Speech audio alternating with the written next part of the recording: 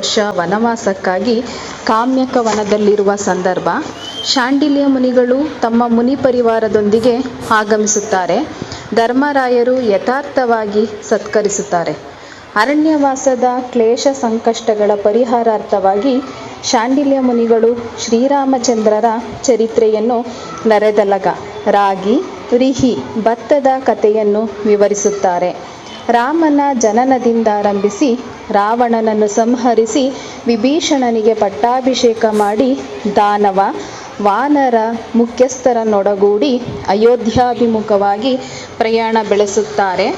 ಪ್ರಯಾಣ ಬೆಳೆಸುವ ಸಂದರ್ಭದಲ್ಲಿ ಗೌತಮ ಮಹರ್ಷಿಗಳ ಆಶ್ರಮದಲ್ಲಿ ನಡೆಯುವ ರಾಗಿ, ಭತ್ತಗಳ ನಡುವಿನ ಸ್ವಾರಸ್ಯಕರ ಸಂಗತಿಗಳನ್ನು ನಾಟಕದ ರೂಪದಲ್ಲಿ ಪ್ರಸ್ತುತಪಡಿಸಲಾಗುತ್ತದೆ.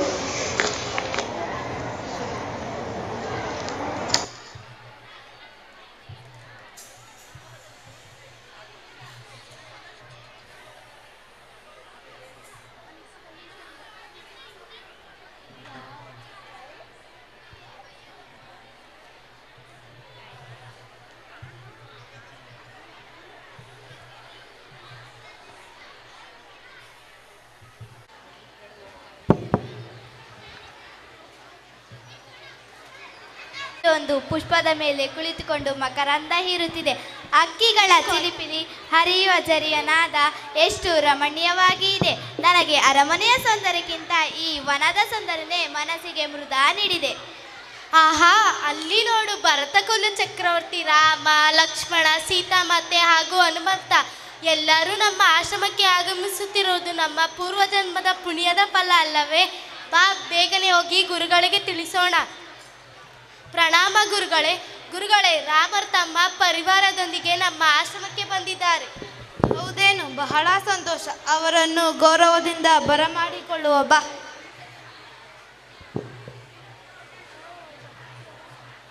ಪ್ರಣಾಮಗಳು ಗುರುಗಳೇ. ಬನ್ನಿ. ರಾಮ, ಲಕ್ಷ್ಮಣ, ಸೀತಾಮಾತೆ, ಹನುಮಂತ, ನಿಮ್ಮೆಲ್ಲರ ಆಗಮನ ನನಗೆ ಬಹಳ ಸಂತೋಷ ನೀಡಿದೆ. ಬನ್ನಿ, ವಿಶ್ರಮಿಸಿ. ನೀವು ನಮ್ಮ ಆತಿಥ್ಯವನ್ನು ಸ್ವೀಕರಿಸಬೇಕು. ಮುನಿಸುತ್ತಾರೆ. ರಾಮನ ಪರಿವಾರದವರಿಗೆ ಭೋಜನದ ವ್ಯವಸ್ಥೆಯನ್ನು ಮಾಡಿ. ಆಗಲಿ ಗುರುಗಳೇ. ಏನೋ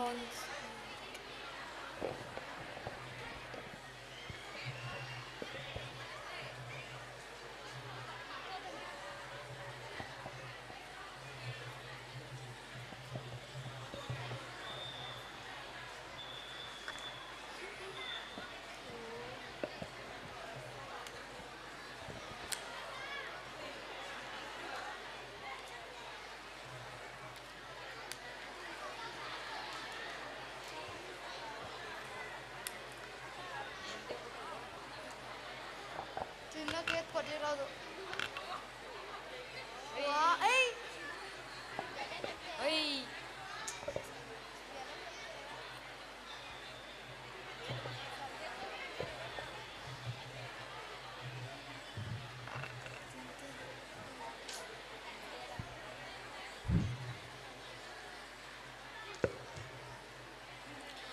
ಗೌತಮ ಮುನಿಗಳು ನಮಗೋಸ್ಕರ ಎಷ್ಟೊಂದು ವಿಧ ವಿಧವಾದ ಭಕ್ಷ್ಯ ಭೋಜನಗಳನ್ನು ಸಿದ್ಧಪಡಿಸಿದ್ದಾರೆ. ಎಲ್ಲವೂ ಒಂದಕ್ಕಿಂತ ಒಂದು ಭಿನ್ನವಾಗಿದೆ ಮತ್ತು ರುಚಿಕರವಾಗಿದೆ ಅಲ್ಲವೇ ಅಗ್ರಜ? ಹೌದೌದು, ವೈವಿಧ್ಯಮಯ ಸೃಷ್ಟಿಯಲ್ಲಿ ಎನಿತು ಬಣ್ಣ, ಎಷ್ಟು ತರಹದ ರುಚಿ, ಏಸು ತರಹದ ಬದುಕು. ಧನಿಕರೆಷ್ಟೋ, ಬಡವರೆಷ್ಟೋ, ಸಜ್ಜನರೆಷ್ಟೋ, ದುರ್ಜನರೆಷ್ಟೋ.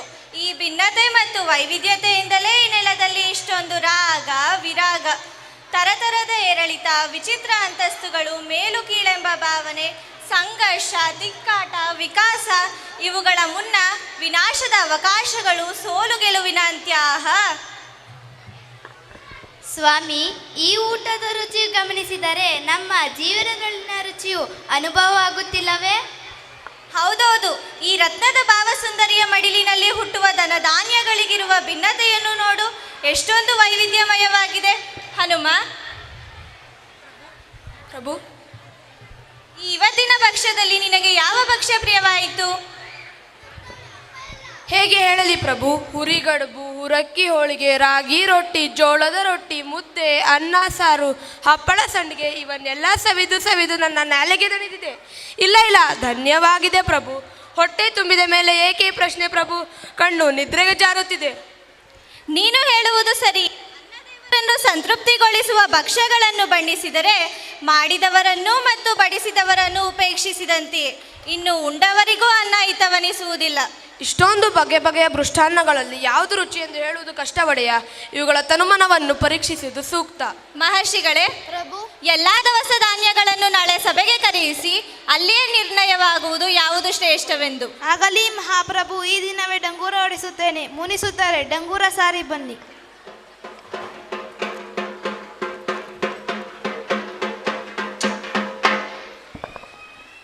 ಕೇಳ್ರಪ್ಪೋ ಕೇಳಿ, ಕೇಳ್ರಪ್ಪೋ ಕೇಳಿ.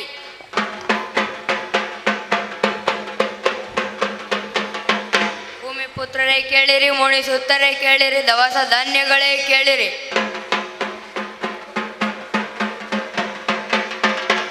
ಶ್ರೀರಾಮರ ಆದೇಶದಂತೆ ಸಭೆಗೆ ಹಾಜರಾಗಬೇಕೆಂಬ ಆಜ್ಞೆ ಇದೆ.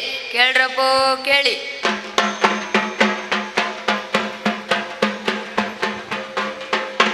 ಕೇಳ್ರಪ್ಪೋ ಕೇಳಿ.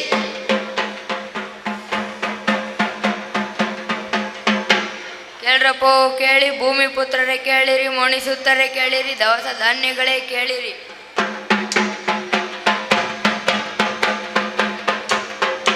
ಶ್ರೀರಾಮರ ಆದೇಶದಂತೆ ಸಭೆಗೆ ಹಾಜರಾಗಬೇಕೆಂಬ ಆಜ್ಞೆ ಇದೆ. ಕೇಳ್ರಪ್ಪೋ.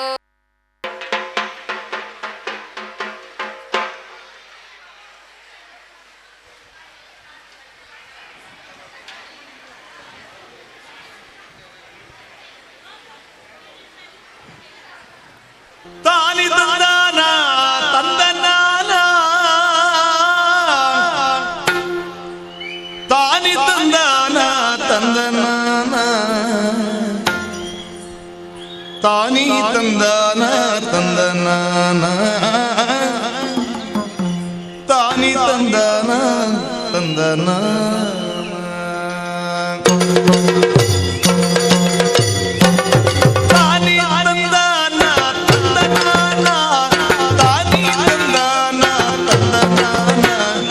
ತಂದಾನ ತಂದನಾನ, ತಾನೇ ತಂದಾನ ತಂದನಾನ ತಂದನಾನ.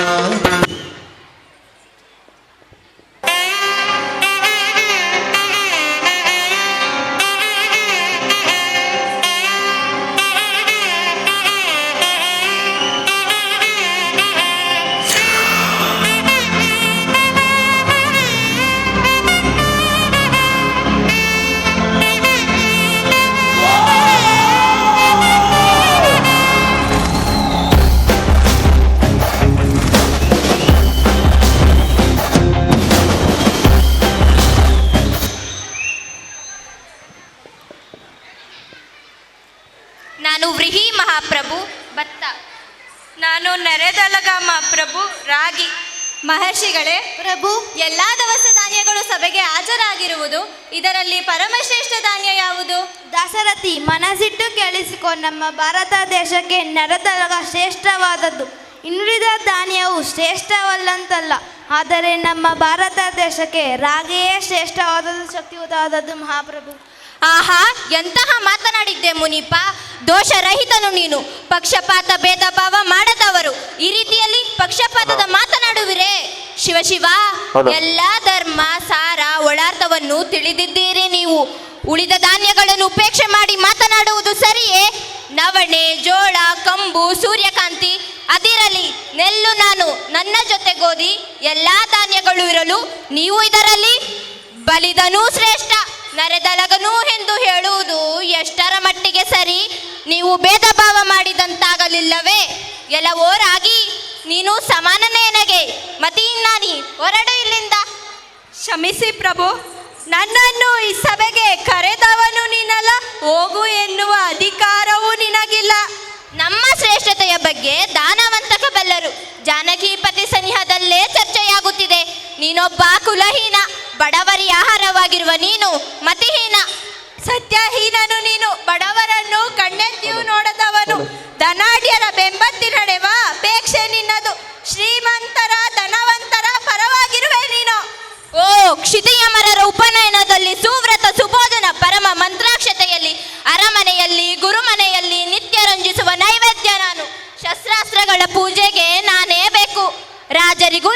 ಬೇಕು, ರಾಣಿಯರಿಗೂ ನಾನೇ ಬೇಕು, ಅವರಿಗೂ ಇವರಿಗೂ ಎಲ್ಲರಿಗೂ ನಾನೇ ಬೇಕು. ಹೌದೌದು, ನೀನೇ ಬೇಕು. ಎಣದ ಬಾಯಿಗೆ ತುತ್ತಾಗಲು ನೀನೇ ಬೇಕು, ಎಣದ ಮುಂದೆ ನೈವೇದ್ಯವಾಗಲು ನೀನೇ ಬೇಕು, ಕಾಗೆ ಬಾಯಿಗೆ ತುತ್ತಾಗಲು ನೀನೇ ಬೇಕು. ಈಗಿರುವ ನಿನ್ನ ಜನ್ಮ ನಿರಾರ್ಥಕ, ಅರ್ಥರಹಿತವಾದವನು ನೀನು. ನೀನು ಚತುರತೆಯ ಮಾತನಾಡಿದರೆ ದೊಡ್ಡವನಾಗುವುದೆಂದು ತಿಳಿದುಕೊಂಡಿರುವೆಯಾ? ನನ್ನನ್ನು ಪಕ್ವಾನ ಮಾಡಿ ಉಂಡವನ ಕೇಳು ನನ್ನ ಶುಕ್ರಾಸ ಭೋಜನದ ಸವಿಯ. ನಿಜ ನಿಜ, ಭೋಜನ ಪ್ರಿಯ ನಾಲಿಗೆಗೆ ಮಾತ್ರ ನೀನು ಸವಿ. ಜಂಬ ಕೊಚ್ಚಿಕೊಂಡರೆ ದೊಡ್ಡವನಾಗುವುದಿಲ್ಲ. ಈ ಭೂಮಿಯ ಮೇಲೆ ಹುಟ್ಟುವ ಪ್ರತಿ ಧಾನ್ಯಗಳಿಗೂ ತಮ್ಮದೇ ಆದ ವ್ಯಕ್ತಿತ್ವವಿರುತ್ತದೆ. ಅದನ್ನು ಗೌರವಿಸುವುದು ನಿಸರ್ಗದ ನಿಯಮ. ಅದನ್ನು ಬಿಟ್ಟು ಮನುಷ್ಯರಂತೆ ಧಾನ್ಯಗಳು ಭೇದ ಮಾಡುವುದು ಸರಿಯೇ? ಈ ಭೂಮಿಯ ಮೇಲೆ ಬರೀ ಮಾತಿಗೆ ಬದುಕಿ ಗೌರವವಿಲ್ಲ. ನನ್ನನ್ನು ರೊಟ್ಟಿ ಮಾಡಿ ತಿಂದವರ ಕೇಳು, ಅಂಬಲಿ ಮಾಡಿ ಕುಡಿದವರ ಕೇಳು. ನನ್ನ ಅಂತರಂಗದ ವಿಷಯ ನಾನು ಯಾರಿಗೆ ಬೇಡವಾಗಿರುವೆ ಹೇಳು? ರೋಗಿಗಳಿಗೆ, ಎತ್ತ ಬಾಣಂತಿಯರಿಗೆ. ರೋಗಿಗಳ ಸ್ನೇಹ ನನಗೆ ಸಲ್ಲದು. ಆರೋಗ್ಯವಂತ ಮಾತ್ರ ನನ್ನ ಸಂಗತಿಗಳು.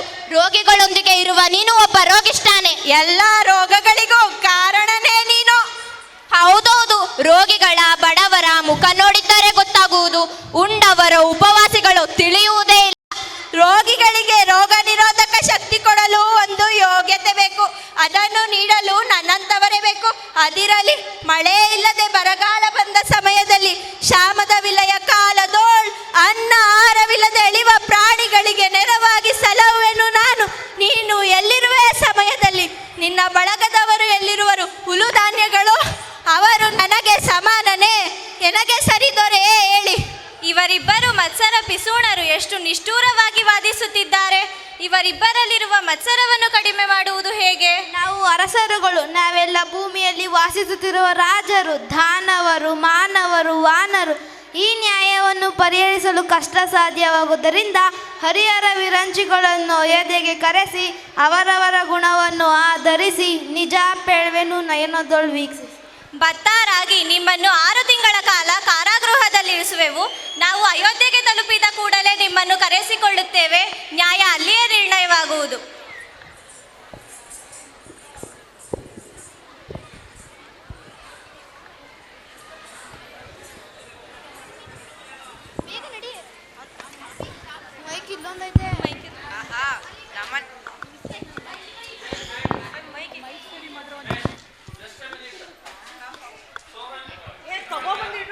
ಆಹಾ, ನಮ್ಮ ನಿಮ್ಮಂಥವರಿಗೆ ಕಾಲ ಒಂದು ಘಟ್ಟವಾದರೆ ಶ್ರೀರಾಮನಂಥವರಿಗೆ ಕಾಲ ಒಂದು ನಿಮಿತ್ತ ಮಾತ್ರ.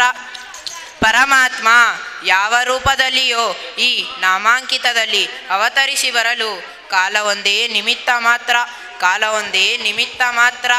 ಕುಲ ಕುಲ ಕುಲವೆಂದು ಹೊಡೆದಾಡದಿರಿ, ನಿಮ್ಮ ಕುಲದ ನೆನೆ ಕುಲವೆಂದು ಹೊಡೆದಾಡದಿರಿ, ನಿಮ್ಮ ಕುಲದ ನೆನೆಯನೇನಾದರೂ ಬಲ್ಲಿರ. ಕುಲ ಕುಲ ಕುಲವೆಂದು ಹೊಡೆದಾಡದಿರಿ, ನಿಮ್ಮ ಕುಲದ ನೆಲೆಯನೇನಾದರೂ ಬಲ್ಲಿರ.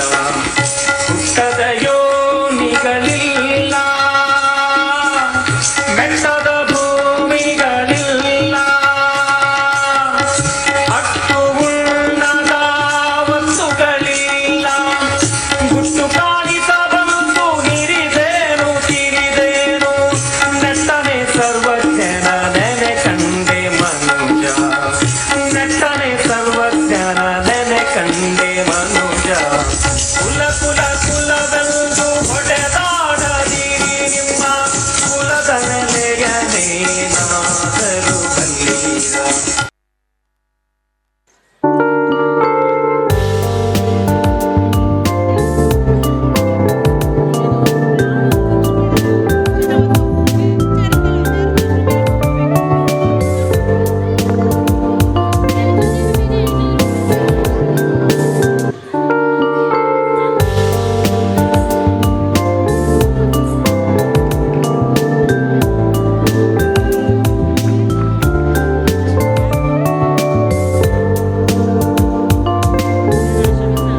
ಮಹರ್ಷಿಗಳೇ, ಪ್ರಭು, ನಿಮ್ಮ ವಾದವನ್ನು ಮಂಡಿಸಿ.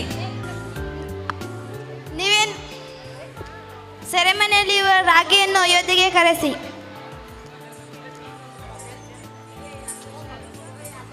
ಹಾಗೆ ಭತ್ತವನ್ನು ಕರೆತನ್ನಿ. ರಾಗಿ ಬಡಪಾಯಿ 6 ತಿಂಗಳ ಸೆರೆಮನೆ ಇದ್ದರೂ ಅದರ ಮುಖ ಕಳೆ ತೇಜಸ್ಸು ಕಡಿಮೆಯಾಗಲಿಲ್ಲ ಮಹಾಪ್ರಭು. ಬೆಂಕಿಯಲ್ಲಿ ಬೆಂದಾಗಲೇ ಗಟ್ಟಿ ಬಂಗಾರ ಅಪ್ಪಟವಾಗಿ ಹೊಳೆಯುತ್ತದೆ. ಈ 6 ತಿಂಗಳ ಪರೀಕ್ಷೆಯಲ್ಲಿ ಭತ್ತ ರಾಗಿ ತಮ್ಮ ಮನಸ್ಸಿನ ಕಲ್ಮಶವನ್ನು ಕಳೆದುಕೊಂಡಿದ್ದಾರೆ. ರಾಗಿಯ ಶಕ್ತಿಶಾಲಿ ಸತ್ವವು ತಿಳಿಯಿತು. ಇದು ಕೇವಲ ರಾಗಿಯ ಪ್ರಶ್ನೆಯಲ್ಲ, ಅನೇಕ ಜೀವಿಗಳ ಪ್ರಶ್ನೆ, ಅವರವರ ಬದುಕು ಬವಣೆಯ ಪ್ರಶ್ನೆ. ಇಂತಹ ದ್ವಂದ್ವಗಳನ್ನು ದಾಟಿದಾಗಲೇ ನಮ್ಮ ಜೀವನದಲ್ಲಿ ನಿಜವಾದ ಸುಖ, ಸಂತೋಷ. ಭತ್ತದ ಅವಮಾನ ಯಾರನ್ನು ಸುಡದಿರಲಿ, ಈ ಆಹಾರದ ಕೊರತೆ ಯಾರನ್ನು ಕಾಡದಿರಲಿ. ಶ್ರೀರಾಮನ ತೀರ್ಪಿನಿಂದ ರಾಗಿ ರಾಮಧಾನ್ಯವಾಗಿ ತನ್ನ ಶ್ರೇಷ್ಠತೆಯನ್ನು ಉಳಿಸಿಕೊಂಡಿದೆ.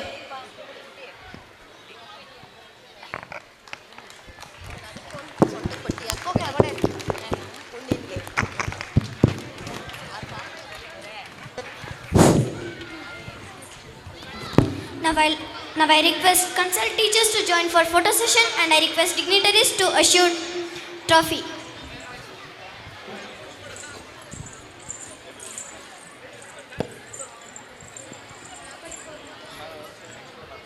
ಅಬ್ಬಬ್ಬಾ, ನಾಟಕ ನೋಡಿ ಗೊತ್ತಾಯ್ತು. ರಾಗಿ ಭತ್ತದ ಜಗಳ ಎಷ್ಟೊಂದು ಚೆನ್ನಾಗಿತ್ತು. ನಾನು ಪಿಜ್ಜಾ ಬರ್ಗರ್ ಬಿಟ್ಟು ರಾಗಿ ರೊಟ್ಟಿ ತಿಂದು ಗಟ್ಟಿಯಾಗಿರ್ತೀನಿ. ನೀನು? ಹೌದು ಹೌದು, ನಾನು ರಾಗಿ ರೊಟ್ಟಿ ತಿಂದು ಗಟ್ಟಿಯಾಗಿ ಇರುತ್ತೇನೆ. ನೀವು?